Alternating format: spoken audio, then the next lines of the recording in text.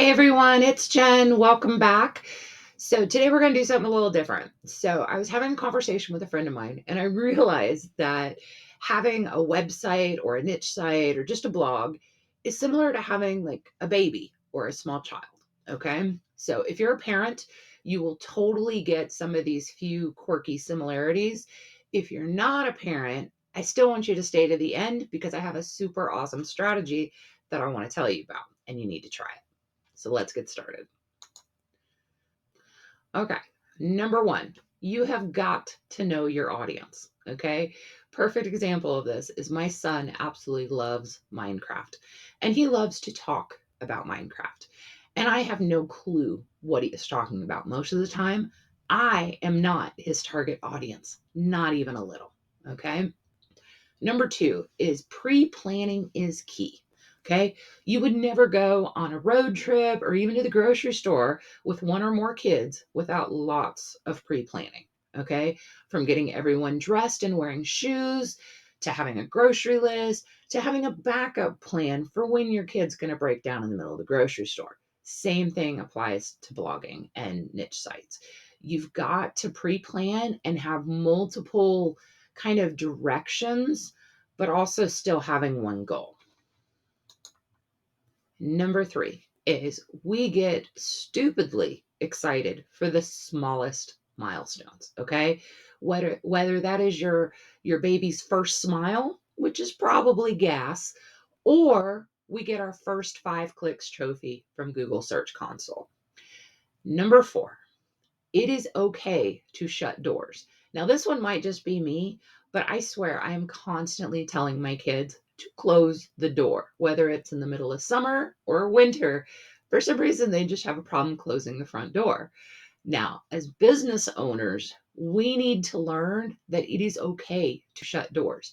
Not every opportunity has to be taken, and we need to kind of be choosy with which opportunities we go after. And it's okay to say no. Number five, it is always going to take longer than you think it will. With kids and with blogs, just a super simple task can take forever, and you just have to deal with it. It is what it is. Just get it done. Number six, always bring snacks. Okay. As a mom of 2 toddlers, I know this one just works for kids. I bring snacks with me everywhere. People used to always joke about grandmas having like candy and stuff in their bag. My purse holds snacks, crayons, paper, anything to keep a child occupied. And as a niche site owner, I know that snacks are important. Okay. And this is because one of my favorite interruptions every time I sit down to write is I realize I'm hungry. So now, every time I come back to my office, I bring a cup of coffee, I bring a granola bar, and then I don't have any excuse of why I should get up and leave and go hunt down food because it's right there and I can keep working.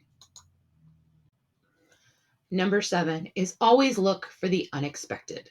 I recently found this little pink pig in my washing machine. And thank goodness I did because I'm really glad I didn't go in the dryer. But it reminded me of all the times I have stumbled across amazing keywords, really awesome topics, or ideas for blogs or videos in the truly most unexpected places. You can be inspired anywhere. You just have to keep your eyes out and be open to it. So don't forget to do that. Number eight, never ending housekeeping. Okay. Kids, I don't know why, they're just amazingly messy. And you will never be on top of all the laundry or just the cleaning in general. And the same thing kind of happens with niche sites, especially if you have more than one. You've got to keep up on the housekeeping. That could be as simple as updating plugins, going and just looking at your homepage as a reader because sometimes you realize that half of your homepage won't even load. So take the time to do that. Build it into your schedule, build it into your routine, but don't skimp on the house cleaning. So, number nine, sometimes you just get frustrated and you want to cry or scream. It happens when you're dealing with kids and with websites. And it's okay to not even know why you're so frustrated and want to scream. And Sometimes there's just not really an answer, just things get bottled up and they just explode. And it's okay. It's okay. We all do it. And last but not least, number 10, it does not matter how many sites you have or how many kids you have. They are all so freaking different and none of them follow the same rules. So, you know what? At the end of the day, we are all just winging it, trying to get by, and that is okay too. So, if you are a parent, hopefully this little list gave you a giggle or at least was like, oh, yeah, that's true. Now, if you're not a parent, you probably didn't make it this far, but I really hoped you would because you're going to miss this really important strategy because the earlier content that I just did was not targeting you. Now, that seems strange, right? This video seriously combined two very unrelated niches, parenting and websites. Okay. And unless you have a website about parenting, they're typically very far apart. Okay. But when they intersect, I was able to speak directly to a certain demographic that truly understands or at least commiserates or wants to engage because they're like, oh, yeah, I've never realized those two things totally have similarities.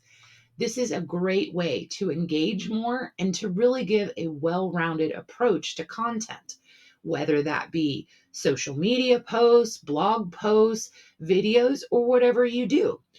If you try and combine two topics that have seemingly unrelated angles, you can really target specific people, and those can become your biggest fans.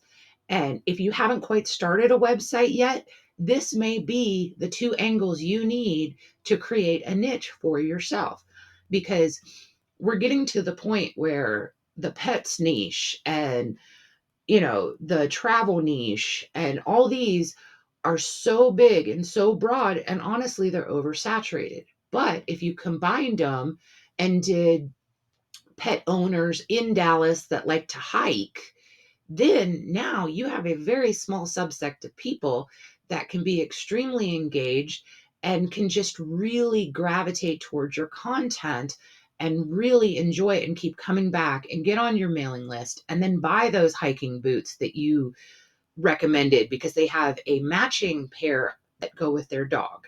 You see what I mean?